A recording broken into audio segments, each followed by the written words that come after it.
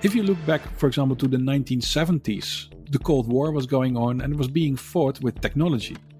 And there were microphones being developed at the time. So in Moscow, there was a data system that a sort of informer could carry around, go to a park, and in the park there was a rock with a battery in there that would receive the data from the pocket computer and then later send it to a satellite. And if when you hear this, you go like, yeah, that's impressive. And now imagine that someone does that 40 years ago. And that innovation did, of course, not immediately leak out because they did not publish the details of their magic space rock. But eventually people do leave those agencies with the knowledge, and this is very important, with the knowledge that it can be done. Because a big part of innovating is that you must feel that it is possible, what you're doing. Because then you will attempt to do it.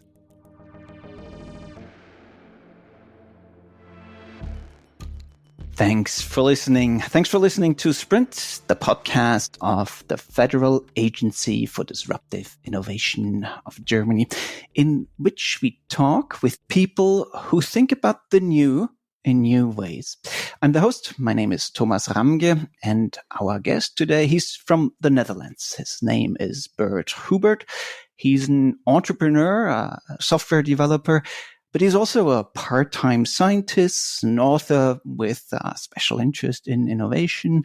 And he has also, throughout his career, worked intensely with intelligence agencies and is now a board member of the Investigatory Powers Commission of the Dutch Intelligence and Security Services. Thanks for joining, Bert. Welcome. Thank you. Well, it's a bit hard to describe what you do and all the roles you do have. And in your LinkedIn profile, you try to condense it into two words, which are geeky entrepreneur. So what's a geeky entrepreneur? How did you happen to become one? Yeah, I think it's a bit of my background. So I started my first company when I studied physics. And back then, when people launched companies, these were all sort of very much around novel business plans and marketing and sales. And I didn't feel like doing anything like that. I wanted to be sort of innovate by using clever new techniques or new technologies or inventing things. And after a while, LinkedIn came along and I had already done many different things at that time. And with LinkedIn sort of forces you to say, well, what are you then? And it can be quite confronting. And the two words that came to mind there was just the geeky entrepreneur. But the entrepreneur said, look, I start companies, I run things, but I'm also a big nerd. And I did not want to hide that. And you started off your career as a hacker, if I understand it right, which is very, very geeky to start off as a hacker. Yeah, that was a good opportunity. In my university town, we got the first cable modems. And I, of course, really, really, really needed the cable modem because the telephone costs were driving me bankrupt. And so I was one of the first 30 customers of this cable company. And I got this cable modem and I switched it on and I started to sort of investigate the network and then see what was there. And I found that the security of the cable company was just not there. So I could log in on servers and send people messages and stuff. So I sent them messages on their own servers. I said, look, the security it's not good. And then they said, well, why don't you come over so we can discuss? So I went there. And on my way on my bicycle there, I thought, well, I might get arrested by now.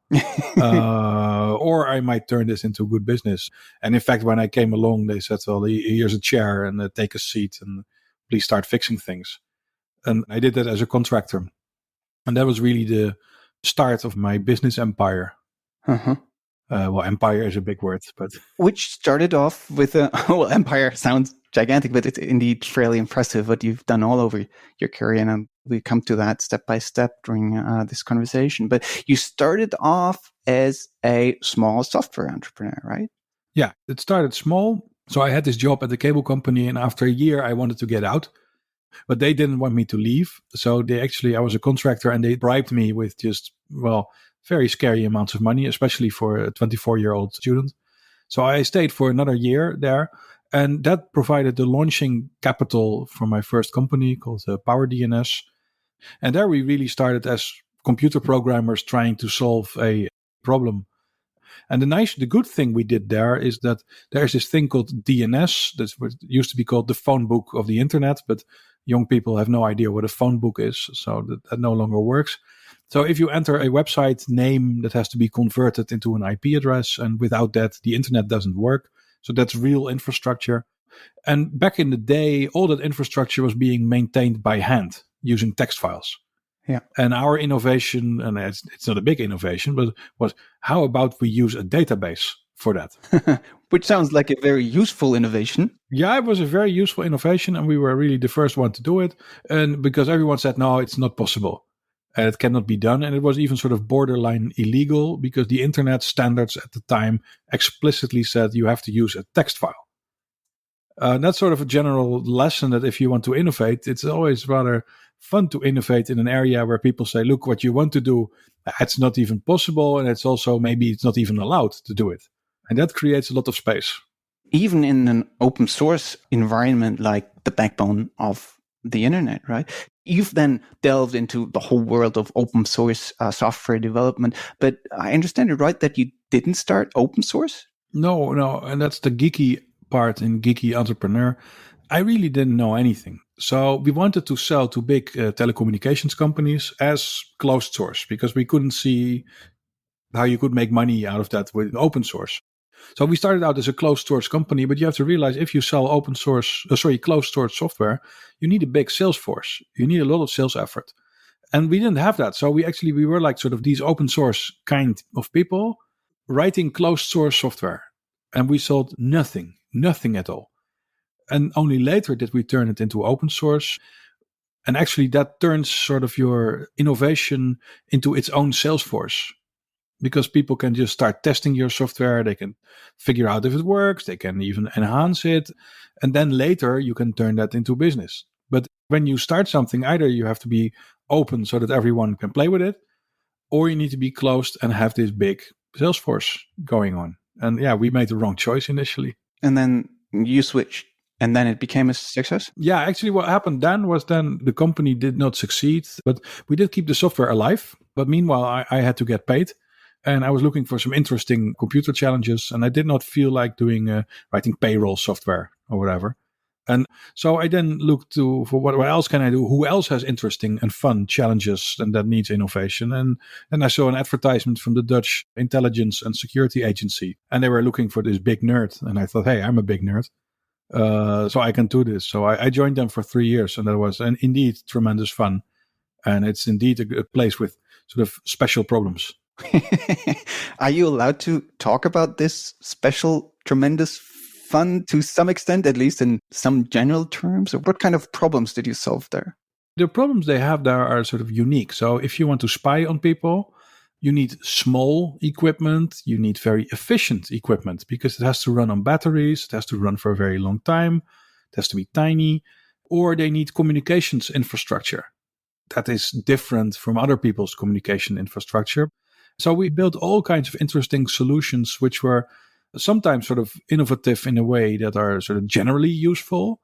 So low power equipment is, of course, useful to anyone. And other specific things were just really specific to them. But it's nice to have these special problems that need special solutions. That's a lot more fun, like I said, than working in an accounting department and writing software that does balance sheets, which is not inherently a lot of fun. And plus, I would assume that money is not really the problem, funding. You don't have to go around and convince venture capitalists. Yeah, you'd be amazed. That is true for the CIA in those kinds of places who have the billion-dollar budgets. European intelligence agencies typically do not have anywhere near that kind of money. So actually, you have to be sort of clever to get things to work within the budget. So there is money to innovate because they have to do it. But on the other hand, it's not like there's infinite money. Which can be fostering innovation, as you've been writing in an article that I've been reading, in which you basically claim that, well, you should have some money, but it shouldn't be too much in order to foster innovation. Could you expand on that? Yeah, of course. So what I care about really deeply is sort of fundamental innovation, where we discover really new things that had not been discovered before. It's very difficult for people to go sit in a room and say, hey, I want you to invent the future, but I'm not going to tell you what it is. You need to just start innovating and see what comes out. That's not how it works. How it actually works is that people get this challenge that says, can you make this MRI scanner or whatever that can do the following things, and go build it. And then along the way, you might discover that you cannot hit the price point that you need with existing technology.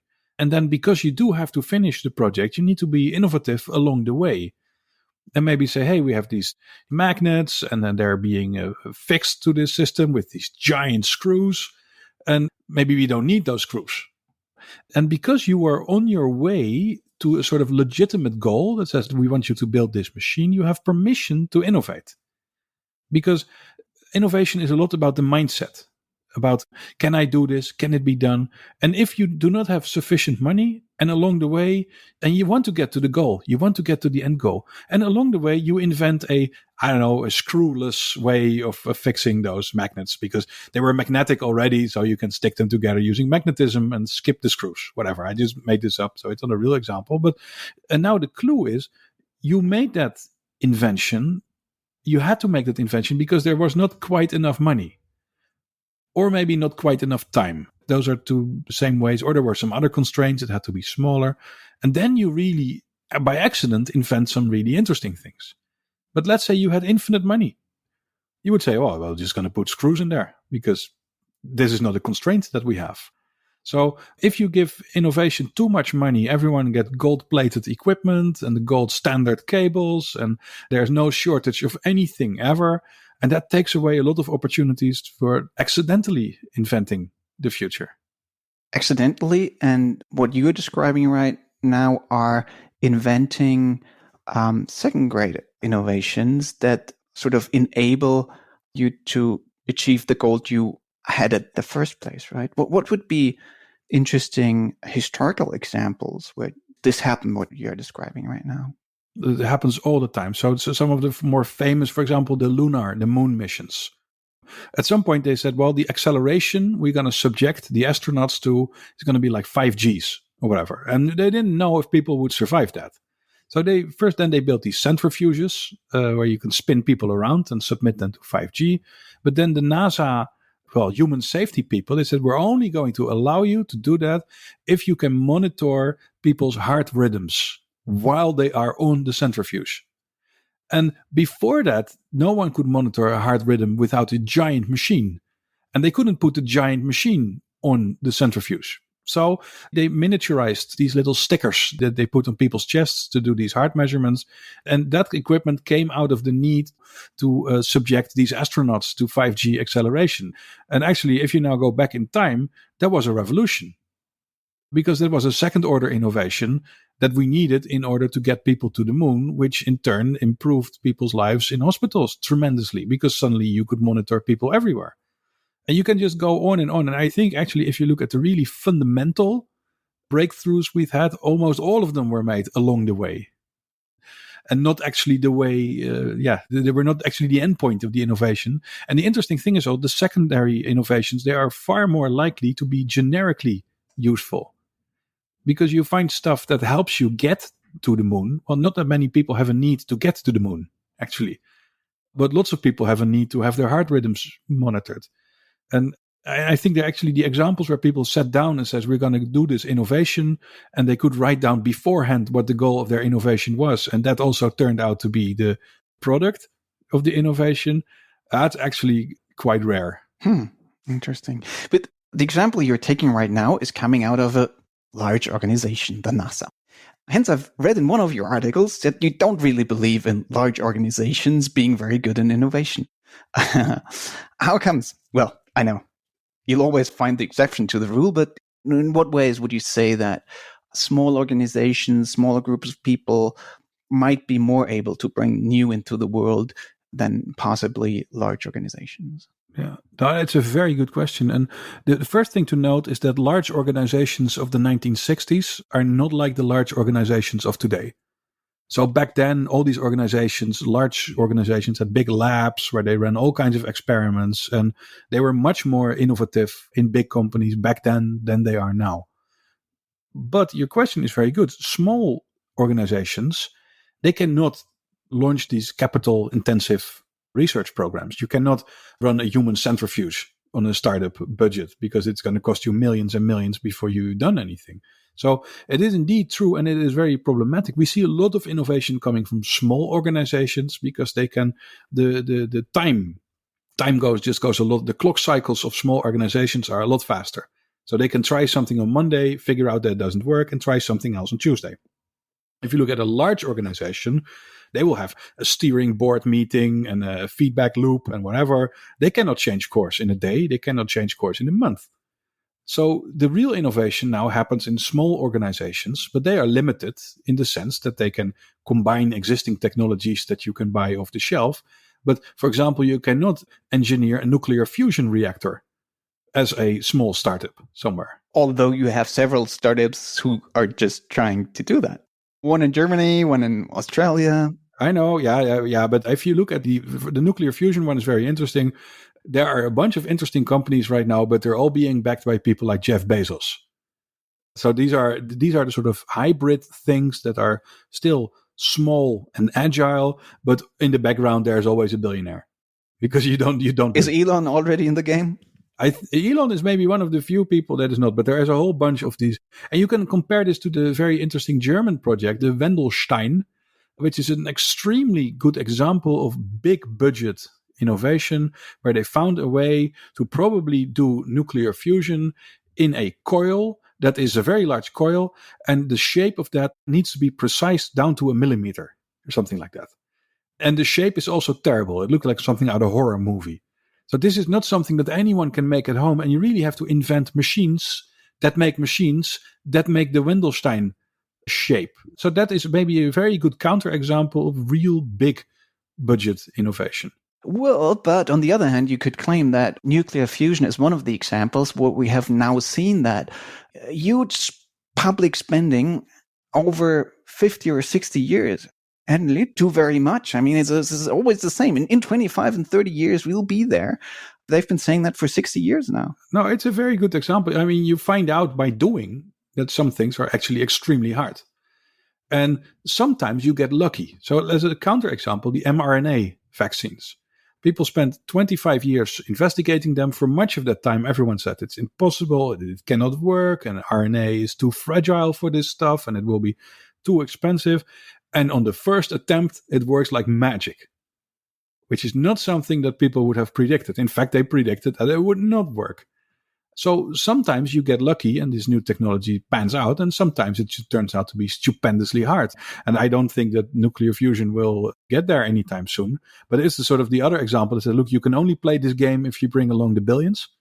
And even then, it might not work. Let me jump back to the open source mechanisms we briefly touched in the beginning of our conversation. In what terms or in what ways does open source mechanism, open innovation spur innovation? And how can an organization like Apple be fairly innovative while being the exact opposite? Yeah, well, it's a very good question. The main thing about open innovation is that people see what you are doing and other people also see what you are doing. And they can also try what you do. They can reach out, they can say, hey, I see you built this thing. Can I use your thing in my thing? And with very little friction, I could maybe in 1 week try 5 different technologies to see which is the best fit for my innovation. And in 1 week, I have learned so much because I have actually been able to do it. Now, let's say I wanted to use some kind of closed technology in there. I would spend a whole week signing NDAs and setting up a collaboration. And maybe at the end of the 5 days, I might have gotten so far as a signed NDA, but I probably still wouldn't have learned anything. So that doesn't mean that all innovation needs to be open. But if you are open, the clock speed of your innovation is just so much higher that you could have made a whole scan of the available technologies in the field in the time that it would have taken you to sign a single NDA with a traditional partner. So it's almost not a fair game. And you can see how that works over at Apple. Apple is a black hole. So as you noted in the beginning, I work a lot with intelligence agencies. They are very good at being secret and secretive. But let me tell you, Apple is worse. So I have friends that work for Apple. I have friends that work for intelligence agencies. And the intelligence agency people are easier to talk to than the Apple people, because the Apple people, they will just disappear on you. They can no longer talk to you. They will not tell you what they're doing. And the thing is, to compensate, Apple has to pay like some really big money. Because once you work there, you fall down a black hole. It's a question if you ever get out of it again.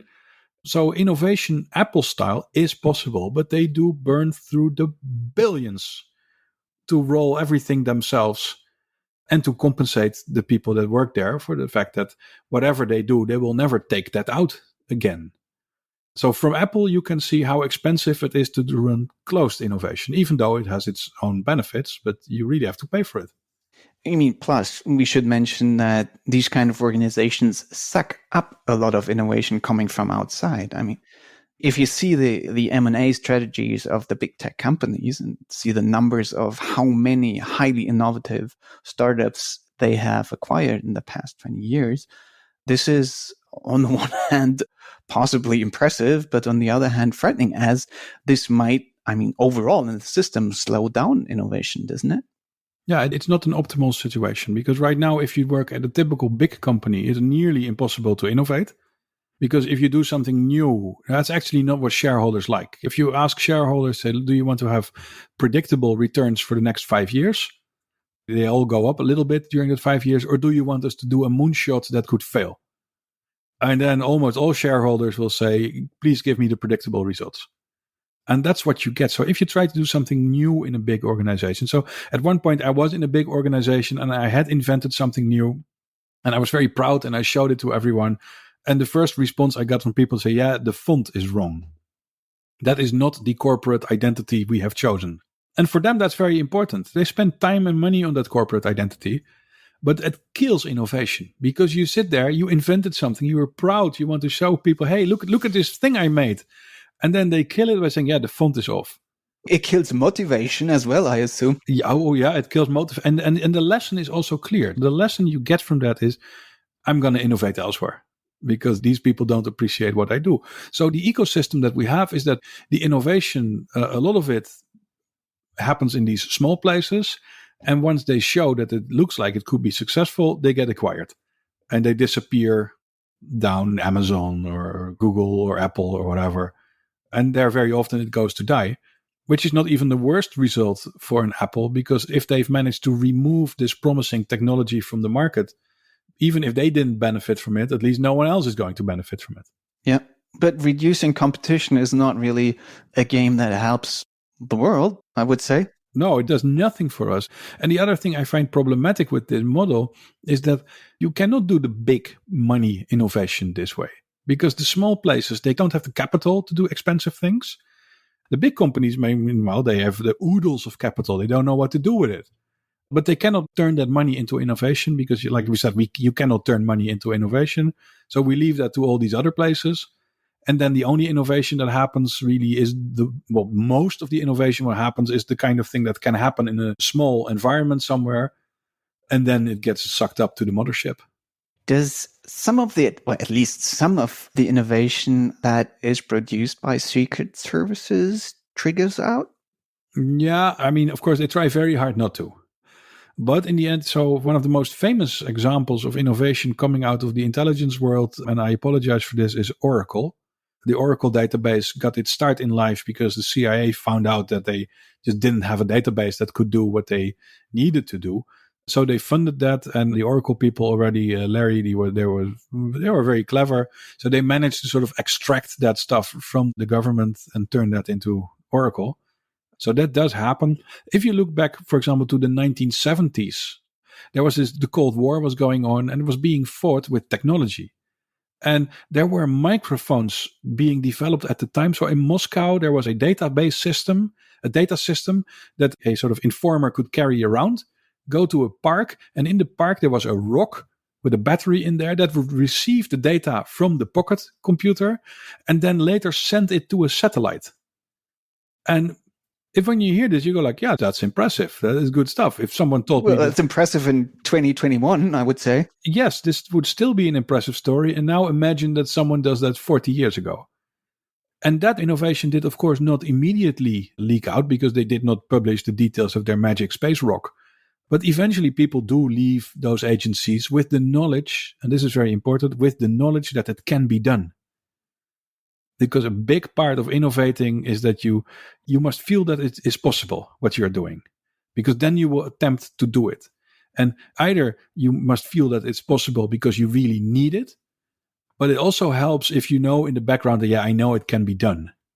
It's a lot easier to innovate with that background knowledge. And I think a lot of the knowledge that they invested in this satellite communication system and these magical microwave microphones they had eventually leaked out as, well, yeah, it's possible. And then the open world reinvents that same technology. Well, I mean, that's probably one of the reasons why the CIA or all the American secret intelligence agencies still have venture capitalist funds pouring money into the Silicon Valley, into deep tech startups, right? I mean, you were mentioning Oracle, but I mean, Palantir is about the same story 30 or 40 years later. Yeah, we don't need more of that.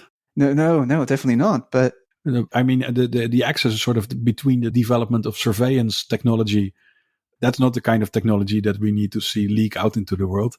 No, I totally agree, but we're talking about the mechanism that helps. So yeah, no, the mechanism is there, but I don't think it is a major force, at least not at the small scales. I think at the larger scales, if someone invents a miniaturizing technique that they use for microphones and that technology eventually ends up in hearing aids or something, that is probably very useful. But in general, it is not a major force, I think. You said that European intelligence agencies don't have as much funds to invest in technology. Is anything coming out of there? Or to put it in other terms, how tech apt are European intelligence agencies? Well, I'll give you a slightly more generic answer, but in general, in Europe, European governments have no clue, no appreciation of technology. So they don't think it's very important. And that is explained, and I've also discussed it with many people from many different countries in Europe, in Germany, and in the Netherlands, and in Belgium. The people we elect as our politicians, and also the people that support those politicians, they all find technology to be very scary. And there are lots of art students there that know a lot about art and literature and language. We have a lot of lawyers in Germany. Lots of lawyers. And I'm by now convinced that it's actually policy in many European countries to pick ministers that are not fluent in their field, that are not experts. So you get a health minister that doesn't know about health. And you get someone in the economics ministry who has never run a company. And that almost appears to be policy. Then trying to do technical advances in such a field where the first response to any innovation will be like, are there risks?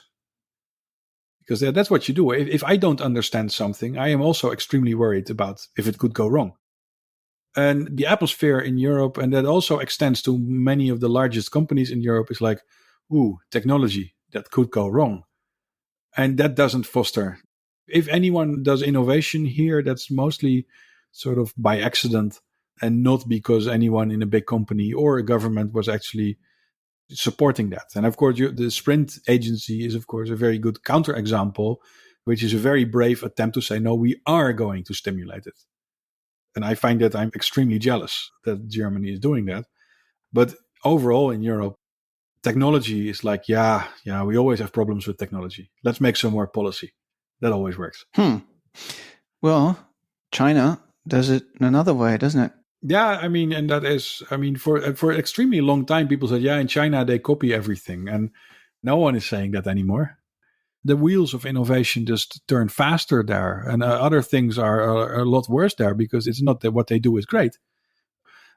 But there is at least permission to innovate. There is an opportunity to do different things.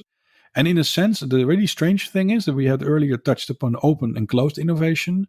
China is, of course, in very many ways, a very closed shop where you will not figure out how things are going.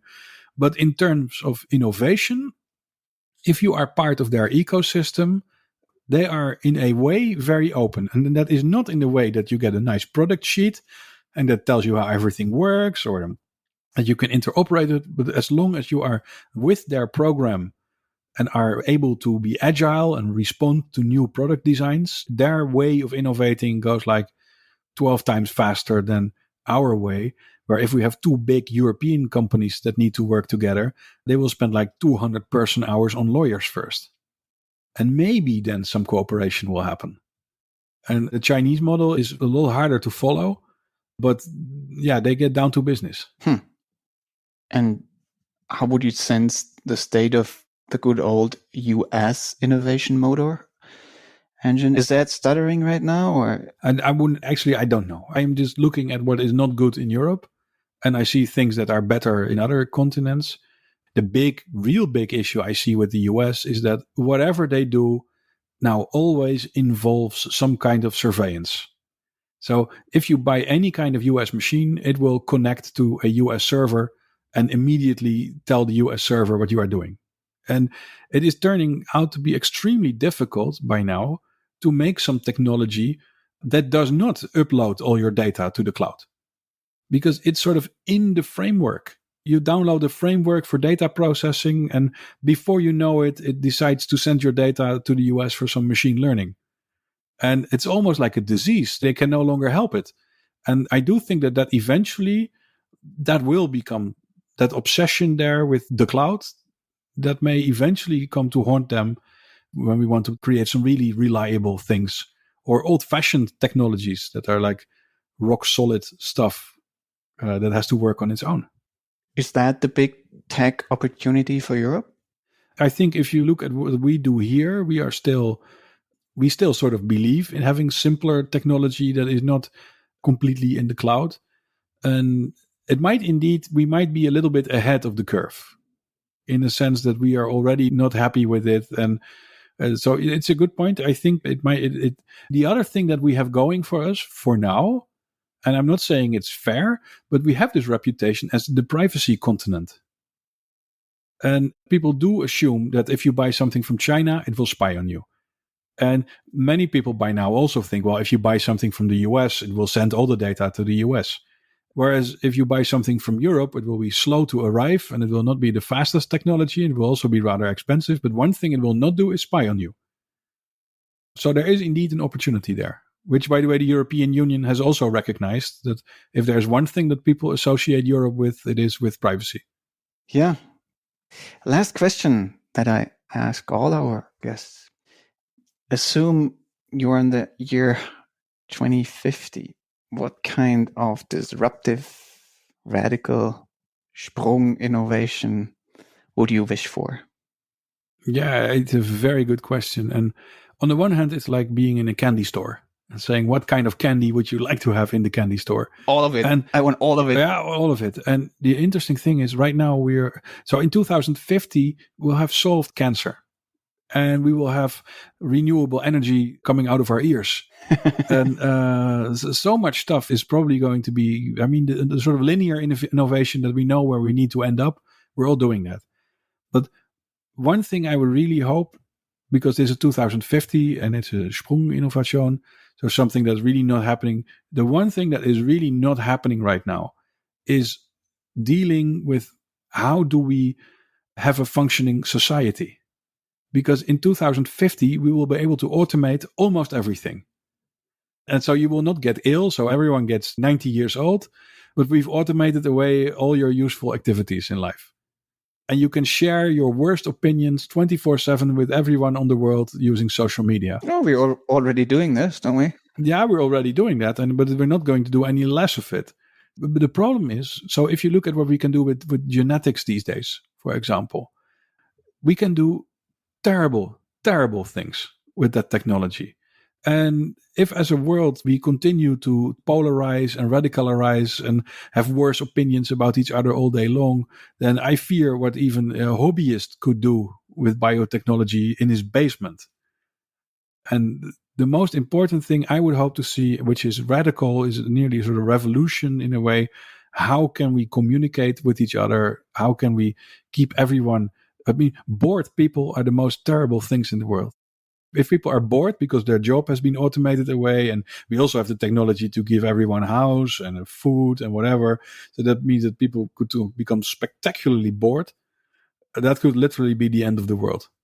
Because with the technologies that you can now use in your basement, by 2050 it will be trivial to create COVID 20 to COVID 35 in an afternoon in your own basement. But any ideas how you could prevent that dystopia you were describing, where basically everyone is fighting everyone just out of boredom? Yeah, so one thing you see now is that our communication mechanisms have been monetized, so that sort of the angrier we get, the more time we spend getting angry with people, the more money we are worth, because we have more social engagement. And one wonderful way of changing that round would be, could we find a way in which to communicate where we actually are not being rewarded for being terrible people? And actually, I also, if I had a recipe right now for how to do that, it would not be a sprunginnovation, because then it would be easy enough. But we need something that is radical in a way that we say, look, this is how we communicate. This is how we entertain ourselves. I read a wonderful book where Arthur C. Clarke, Childhood's End, where at one point sort of everything was automated and no one had any job anymore. And that whole world turned into acting and arts and sports and music, and everyone was busy with these very wordy activities. And even in that book, they had a hard time keeping that up. But that is the sort of thing I would love to see us turning into, that instead of turning into these hate-filled trolls on Twitter, that we actually all do battle to create the best music and art in the world as possible, since there is already food on the table and we spend the rest of our days doing those kinds of wordy things. And that would be like the biggest sprunginnovation ever. I think a British futurist has called that fully automated luxury communism. Oh, yeah, sign me up. Me too. That sounds like a fun world. Bert, it was very, very much fun to talk to you. Thanks a lot. Thank you. And to you listeners, thanks a lot for taking interest into our conversations. If you like our podcast, we'd be very grateful if you'd leave a review or a rating in your podcast app. In 2 weeks from now, we'll have the next episode. Until then, as always, stay curious, bleib neugierig.